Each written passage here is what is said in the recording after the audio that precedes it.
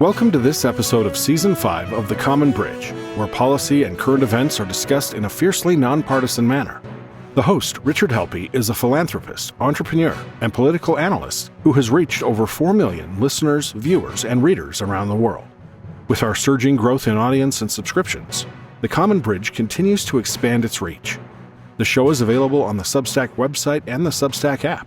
Simply search for The Common Bridge. You can also find us on YouTube and wherever you get your podcasts. The Common Bridge draws guests and audiences from across the political spectrum, and we invite you to become a free or paid subscriber on your favorite medium.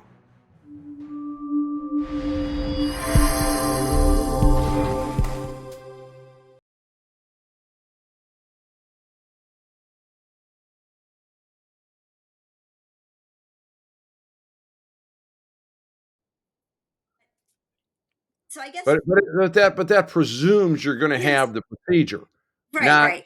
not whether you're going to have it. But when they ask you what your goals were, Yeah. wasn't there a question about why would you want to have your healthy breasts removed? Like, wouldn't Yes. did they ask you about that? So I guess when they ask you for your goals, it's all about, how do you want to look when this, when with this gender affirming care? And so when I met, it was actually the first mental health assessment. There's only two. The first one is, an hour and a half. The second one is much shorter. That's all they do for, a major surgery, a mastectomy that's, only cosmetic. And that's same for the phalloplasty, which is, having a fake phallus or penis. I did that treatment too, or I got the referral for it. But in this mental health assessment, she just asked me, when I told her that I was non-binary, which, non-binary, I don't really know how that's possible. You could not be, a man or a woman, but I told them I was non-binary. And I think that gave me a lot of latitude really to make up whatever I wanted, right? Because in this case, I said my goal as a non-binary person is to look more masculine, and I said I have always been a really sporty, young person. When I was a kid, I had 3 older brothers. I liked to ride motocross bikes. I helped my dad with mowing the lawn and working, in the wood shop. So I just said I always felt more like, I was kind of male. And so what I was asking from Kaiser was to make me look more male. And so I asked for testosterone so I could have some facial hair. And then I asked if I could have, a flatter appearance and look, more masculine. But, when I first started the call, she said, I want you to know that Kaiser has, other gender affirming care that we could offer you. And she brought up body contouring. And then you can also have your face masculinized. They can do these facial surgeries. And then she brought up they call it lower surgery. So yeah, it's almost like a menu. Like, instead of saying, "Are you sure you want to do this?" they're kind of upselling you. Yes, that's exactly Other it. services. Now, if there's a short answer, what is body contouring? I don't even understand what that is. I actually, when she brought it up, I had not looked up the term. But what it is, it's just moving around, how women tend to have more weight or fatty tissue on your hips or your muffin top or, or on your thighs. To look more masculine, they would just take some of that, I guess that, that extra fatty tissue, and maybe they could put it in your pecs or your calf muscles. Oh And, but this is part of the problem though. Once you start these surgeries, and I heard from some patients at Kaiser, because I went on to some of these workshops, they do multiple surgeries. They do the mastectomies, they do the hysterectomy, they might even do a phallus surgery or facial surgeries. For the men, it's really common to have their Adam's apple removed or shaved down. But the problem is you still might feel like you don't pass for the opposite sex. And so, if your hands are really small as a woman, or your hips are wide, or you're only 5'3", you're still not going to feel probably satisfied. So you're going to keep going in for more and more surgeries. And that's the part that they never brought up to me. They never brought up hey, you're only 125 pounds, you're only 5'4", we could give you a fake phallus, but you still might not pass because everything about me still looks like I'm a woman, no matter how short I cut my hair or what. I mean, our But eyes just but attract male or did they, female. if you presented as someone that has gender dysphoria, um, if I'm understanding that, and and they're now recommending hormone treatment and they're recommending surgeries, were you told this will cure your gender dysphoria? The term they like to use is we're here to help you reach your goals. And they even said that we don't want to be seen as gatekeepers. We want to help you become your authentic self. And they compliment you. They say, this is so, um, brave of you, or I'm not sure the word was brave, but it's very much of like praise for you to be here asking for these things and advocating for yourself. And so, I Now, actually, I, I'm going to come back to that gatekeeper. I've got some experience, and I'm not a clinical person, but I've worked for a lot of different hospitals, including Kaiser. And the notion of gatekeeper is that you want to have appropriate and effective care. And so insurance companies all the time, um, prior to a procedure and after the procedure, they want to know, was it appropriate for the diagnosis and did it work? Because their intention is, hey, we're not paying for it, right? And right, um, the physicians and other caregivers have the Hippocratic oath to say, do no harm. So, right, like an extreme example, if I went over to the University of Michigan this afternoon and said, I want you to cut my left arm off. Okay, they know how to do that, right? I'm sure there's a guy in there that knows how to do that. Oh, that's a gender neutral term, by the way, here in the Midwest, guy. yes, That you know, but I'm sure the doctor would say, we're not going to do that. That's going to harm you. And I can't imagine my insurance company saying, oh, yeah, we approve that procedure. But what you're telling me, Beth, is, and it's almost so bizarre to be true, that Kaiser said to you, hey, we don't want to stop you from doing this. We right. want to encourage this.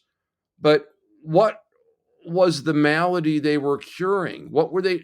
How did they say you were going to feel better mentally and physically after you've had this? And how long was the process before you were offered hormones and surgeries and the like? Right. Well, just to go back to that, and I strongly advise anybody who wants to learn more about this medical side of this will take you 5 minutes. Just go onto Kaiser's website and just ask, Kaiser gender dysphoria, what are the symptoms? How do you diagnose it? And how is it treated?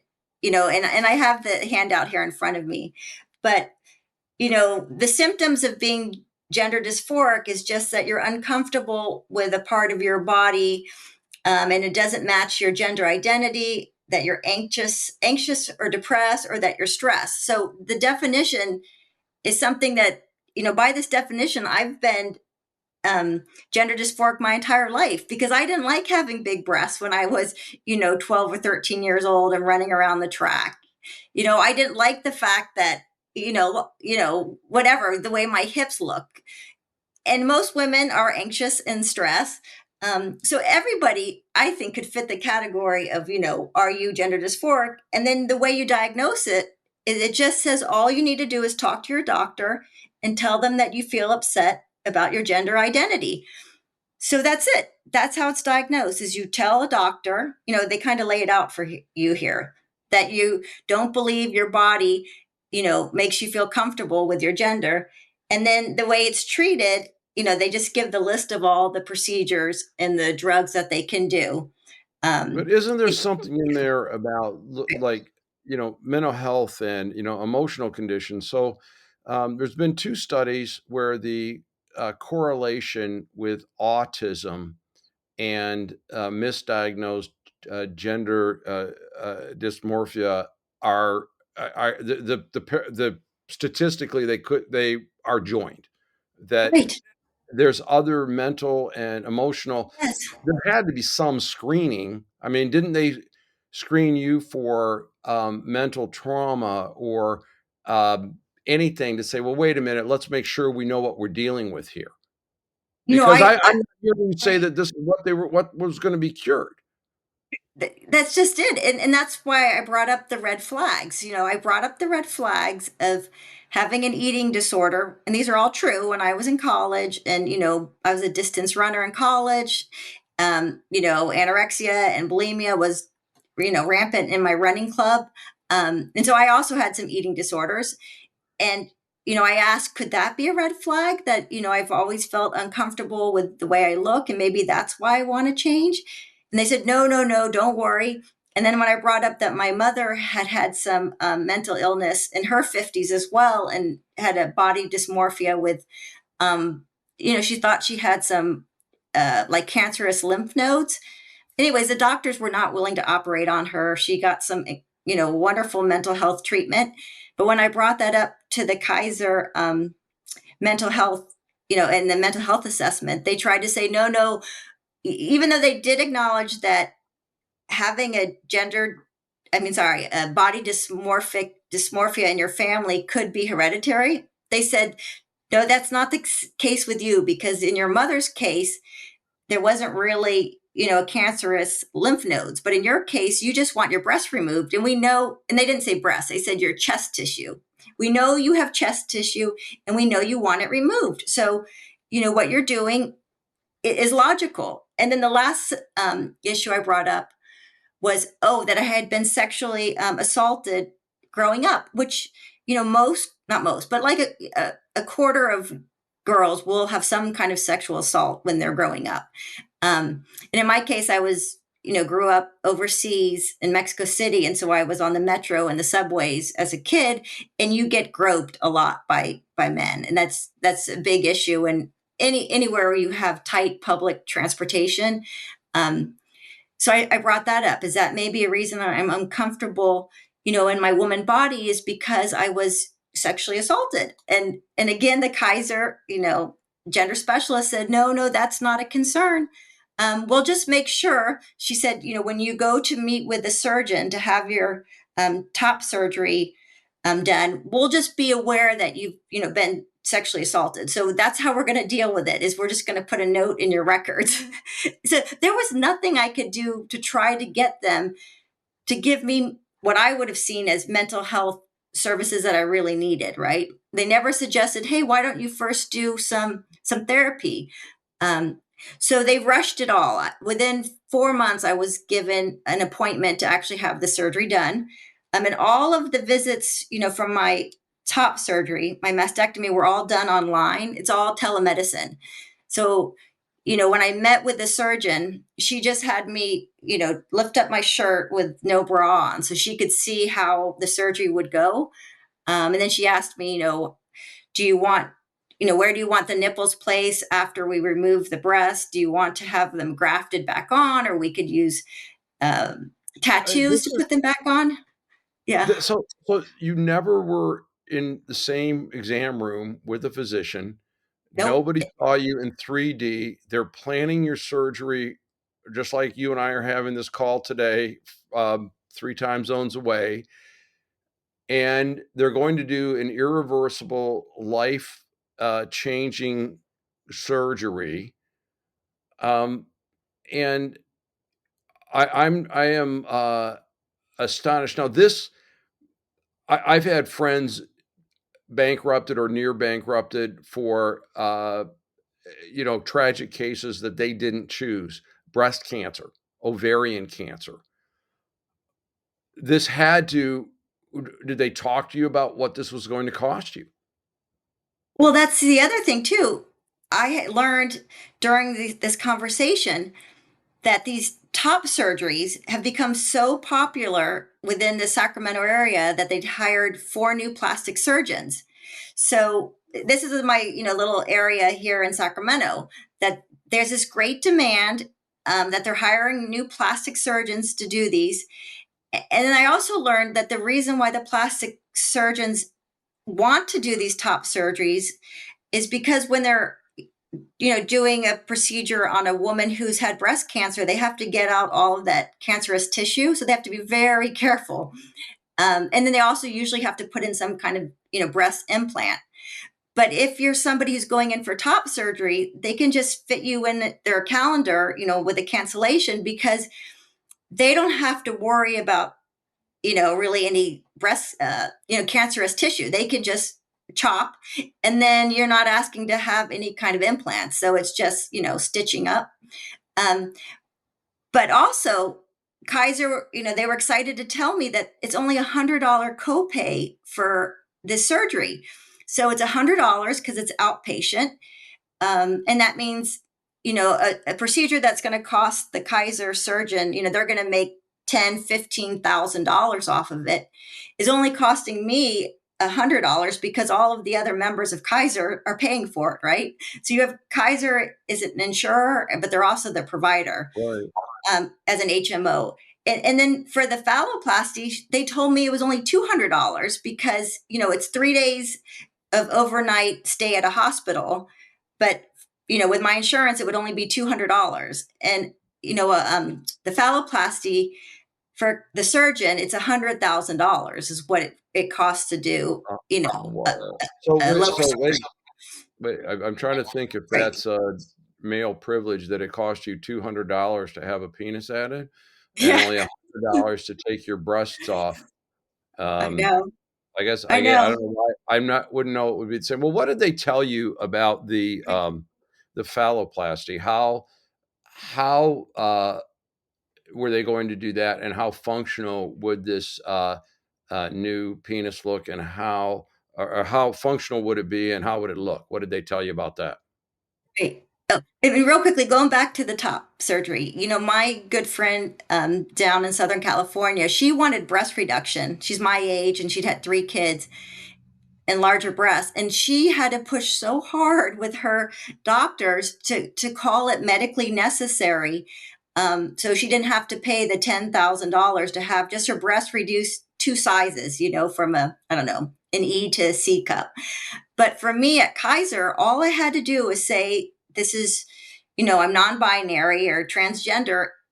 And they just say immediately, well, it's medically necessary then. So, that's another question, is why is it so hard to have your breast reduce in size when you have a bad back, or you a real medical need versus, this mental need where your brain doesn't match your body. Okay, so for the phalloplasty, and this was really shocking to me, was I was told I was going to need to be on the testosterone for 11 months.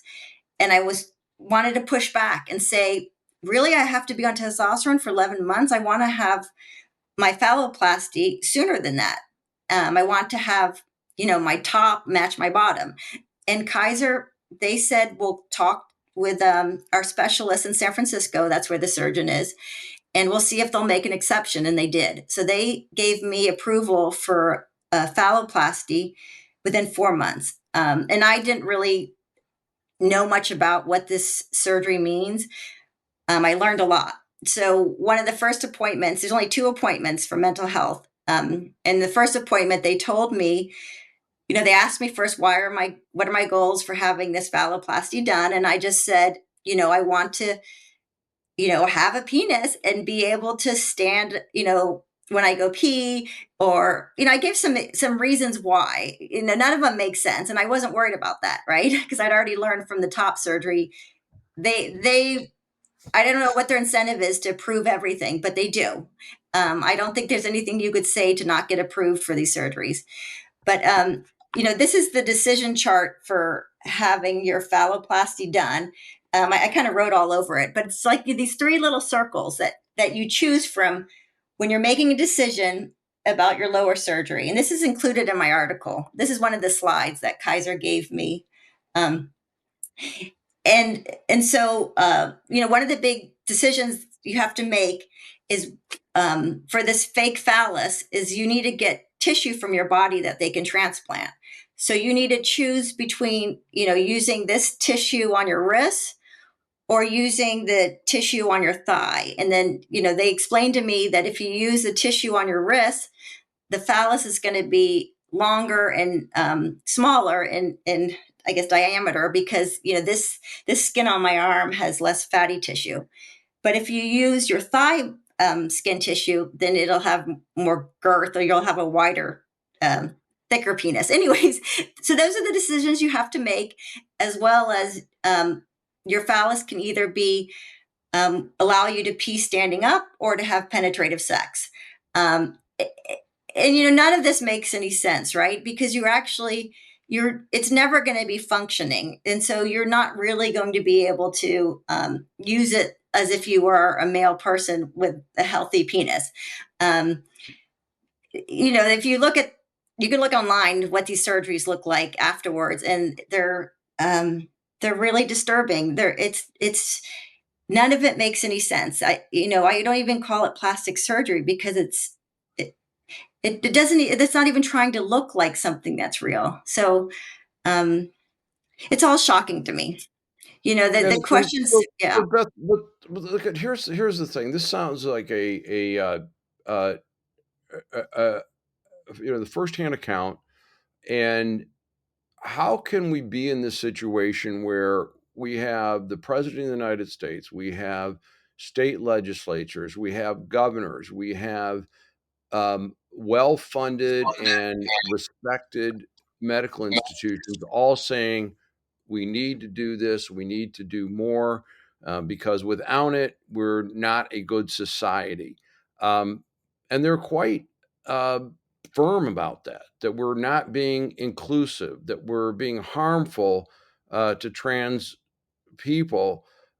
Do they ever were you ever told about success stories and like, look, we had a patient that was like you and we did these, and that person's living much happier, healthier life? What did they tell you about Yeah. So I will bring up some examples of how they try to. Well, let me mention this first. Yeah. So what they do, what I see is with Kaiser is, immediately they let you change your records on your health records. They let you change your name or pronouns.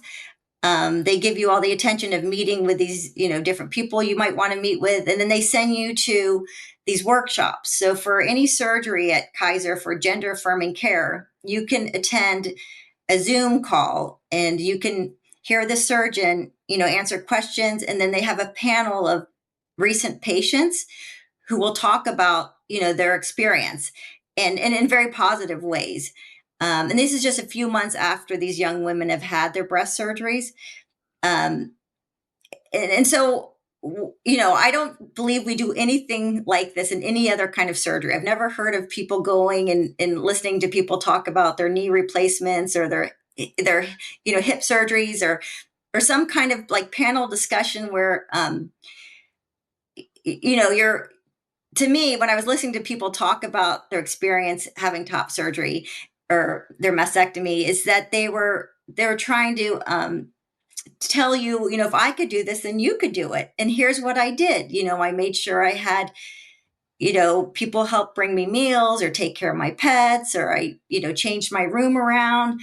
And so this way, it's much harder to back out of, your consideration of doing this, because you're seeing these other people. And so if they it? could do it, then why can't I? Well, one thing I want Yeah. to push back on a little bit, that it is common to have other patients talk, but like in the case of knee replacement, hip replacement, other surgeries, it's not necessarily recent patients because people really don't know.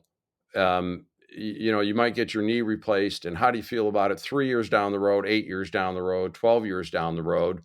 Um, Big difference. When you get it first done, if you've ever been in pain, you're so relieved. You go, yeah, I think it's going to be better. Right. So did they have any patients that had the surgeries done 5 years ago? And No, it was all very recent, all young people. The surgeon himself, he's actually a male who identifies as a trans woman. So to me, that was also, it raised a red flag for me. Why do we have a patient who identifies as transgender being the surgeon who's doing these surgeries on young women who I don't think need to have their healthy breasts removed? So there's just a lot of concerns, and I saw that throughout Kaiser. There's a lot of doctors who are captured by this. Oh, and I want to add this is that I have friends here in this town who do work for Kaiser, and I know for a fact there's lots of physicians who don't want to be prescribing cross-sex hormones, right?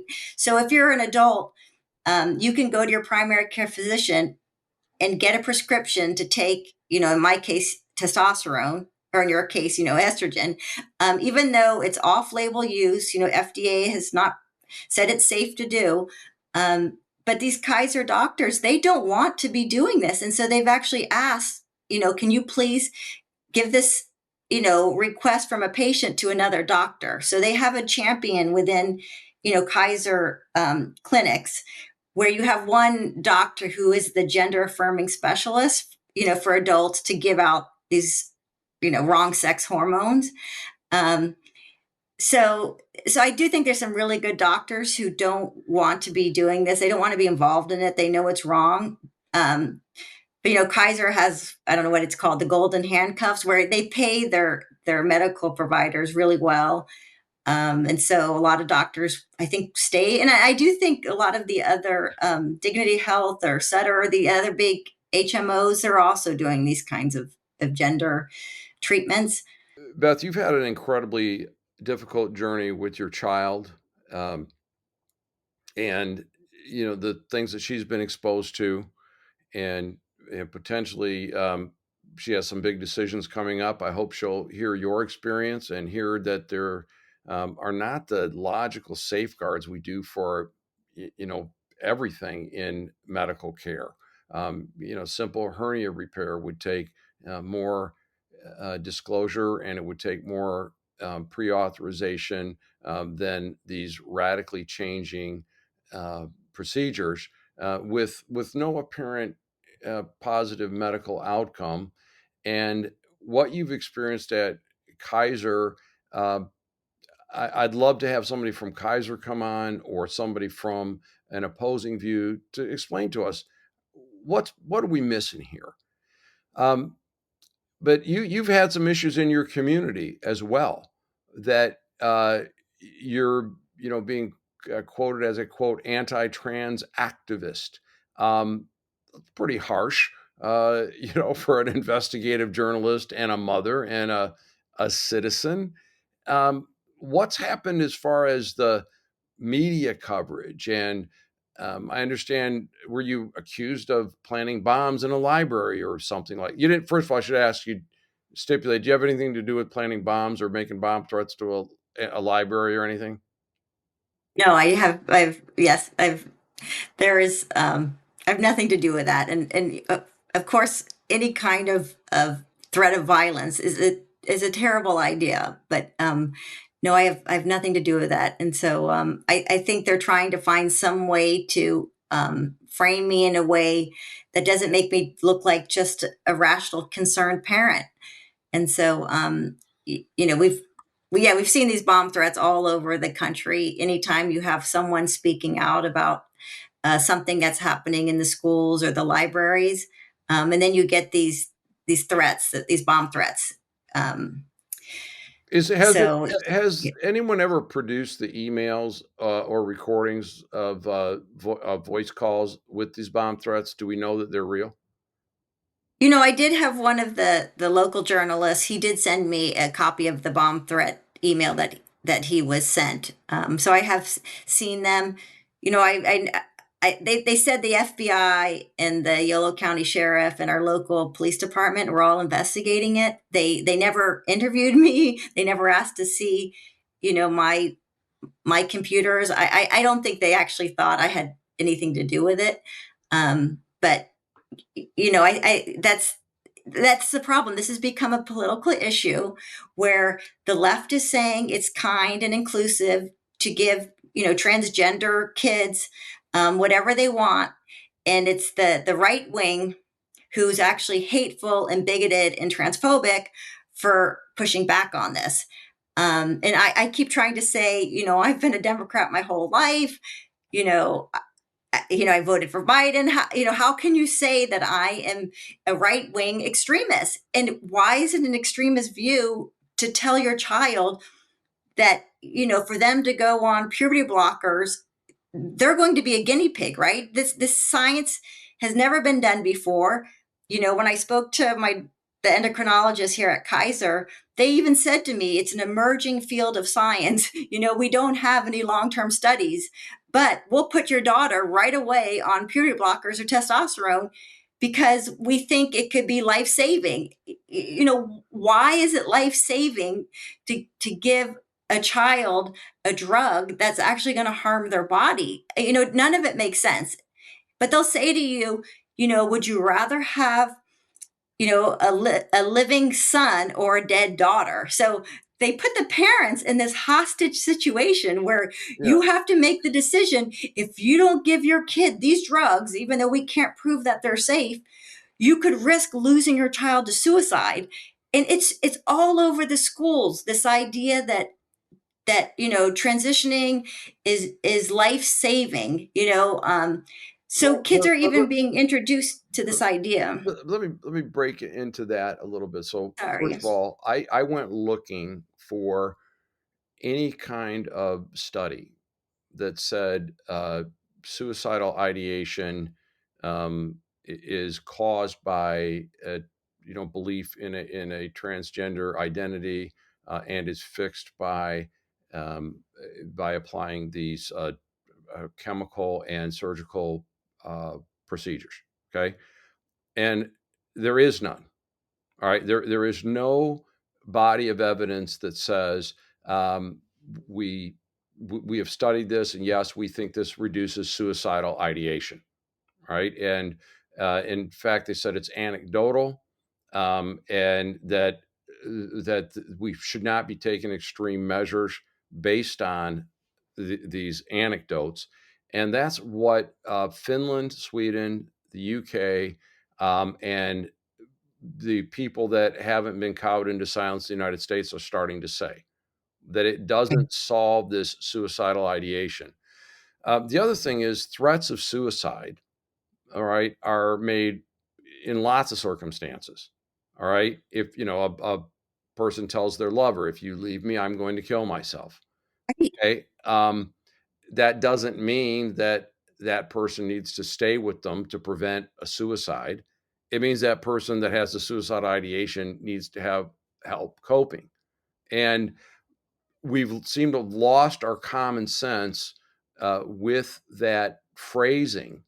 And Right. again, I would be happy to look at any data, but it's not only not there, but it points to the opposite direction. So And it makes sense, right? If you've taken your body and you've harmed it in a way that, if you take testosterone, you have vaginal atrophy, your bones and joints hurt, your brain's not working as well. You've lost 5 to 10 years of your life. A phalloplasty means you're never going to have a healthy sex life. If you have top surgery, you're never going to be able to breastfeed your baby. Of course, you're going to have more suicide ideation after these surgeries than before it. So, they the numbers are all right. They're just not the studies out there right now right now, that would. so Yeah. you're in Northern California, right? So presumably you're not far from San Francisco, and um, I'm and as a liberal person and living in that part of the country, I would imagine, correct me if I'm wrong, that if a man wanted to, dress in traditional female attire, and that's the way they wanted to live their life, you'd probably shrug more power to them if they made that decision at 35 years old, something like to that degree. That wouldn't trouble you a bit, an adult making an adult decision. Caitlin. You know, I probably would have said that a couple years ago that it wouldn't bother me, but you know, you really are not as in a safe situation if you see grown men, using your bathrooms or, even dressed in an appearance that looks like they're trying to not be, that you would not be as at risk of being harmed. Um, but we know, 99% of sexual assault are done by men. And it's just normal for a woman to want to feel safe or for a child to want to feel safer because they see a female body. So some of it just does kind of bother me, the idea that um, we're in situations where women or anybody wouldn't feel as safe because we're not seeing Well, what's I'm saying reality. passing down the street, you're not going to Yeah. judge somebody. If somebody's in a personal space, that's a little different issue. Yeah, exactly. I would Yeah. imagine Caitlyn Jenner doesn't bother you a bit. It's her business. Well, I've heard Caitlyn Jenner likes to play golf as a woman. So, you know, um, even though they have said that they don't want to have um, boys or men in women's sports, I'm not sure if in their own golfing situation, if they always um, don't acknowledge that they have a great advantage in golf as a male body. But Caitlyn Jenner even says that gendered people don't belong in women's sports, yeah. and Jenner will not hit from the ladies' tees. So, Oh, I didn't know that. yeah, Okay, so that's that, good. I like um, that because male bodies are stronger, faster, more spatial awareness, quicker reflexes. I mean, there's advantages in every sport from, fishing to darts to pool to you name it. well, that's why we have women's Yeah. sports, women have come a long way. In basketball, women's softball, swimming, and yeah, that it's very difficult to compete with a male. And we of course have the Leah Thomas, which I understand has not gone all the way. That likes to um, show his male genitalia in the locker rooms. Yeah. Is mine again? I'm not an expert on this.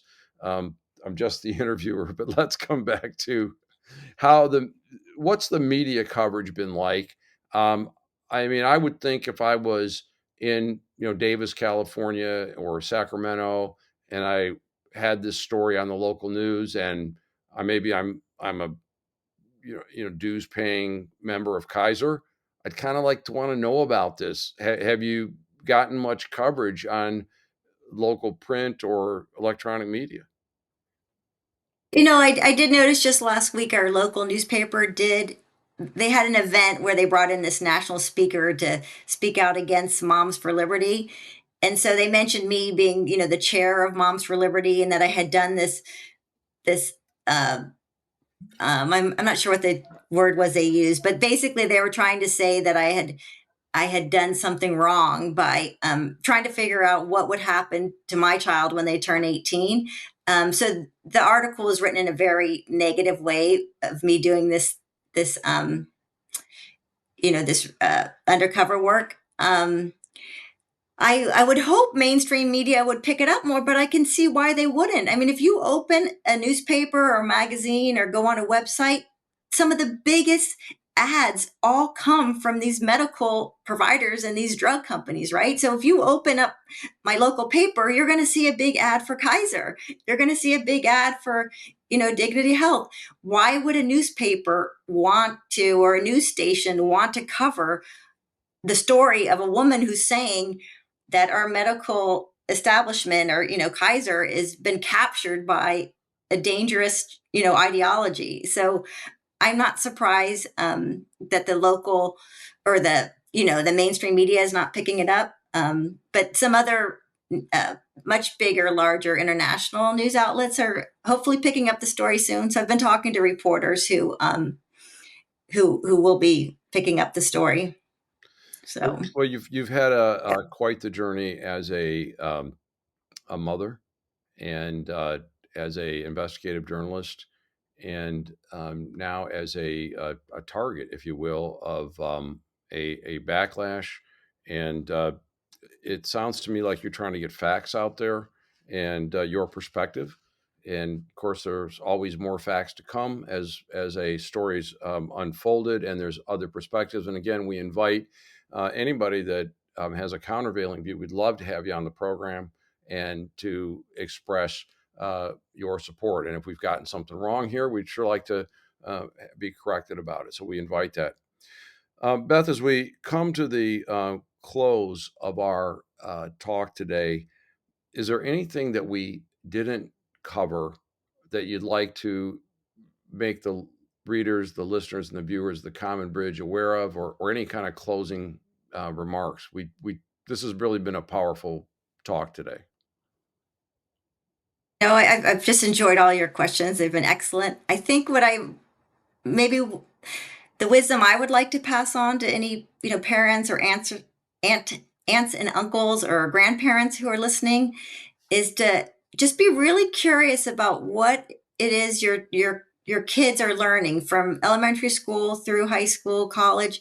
If you could just ask them some questions about, what do you think about being a man or a woman, or ask them if you could see their science book, if you could look at what they're learning in their health class, and maybe even meet with a teacher, but to really drill down deep into finding out how what they're learning about human bodies, and then what does that mean as far as could you change your human body, and then what is being offered to kids, whatever your insurance is. Just ask that question to your child's pediatrician is what would you do if you heard from my child that they want to change their sex? Because a lot of those conversations are happening now while the parents are asked to leave the doctor's office. Once a child is 12 years old here in California, they can meet in private with their doctor. And once they're 14, parents don't even have access to their emails back and forth. So just be really curious, and just appreciate getting to be on your show today. It's wonderful. Beth, thank you so much. We've been talking today with Beth Bourne about a very delicate, very complicated topic around transgenderism, transgender rights, transgender ideology, and the impact on youth and the medicalization. Look up Moms for Liberty, look up Colin Wright, look up Beth Bourne, and satisfy yourself with your own education. We try to do our part to inform here on the Common Bridge. And with that, this is your host, Rich Helppie, signing off on the Common Bridge. Thanks for joining us on the Common Bridge. Subscribe to the Common Bridge on Substack.com or use their Substack app, where you can find more interviews, columns, videos, and nonpartisan discussions of the day. Just search for the Common Bridge. You can also find the Common Bridge on Mission Control Radio or your Radio Garden app.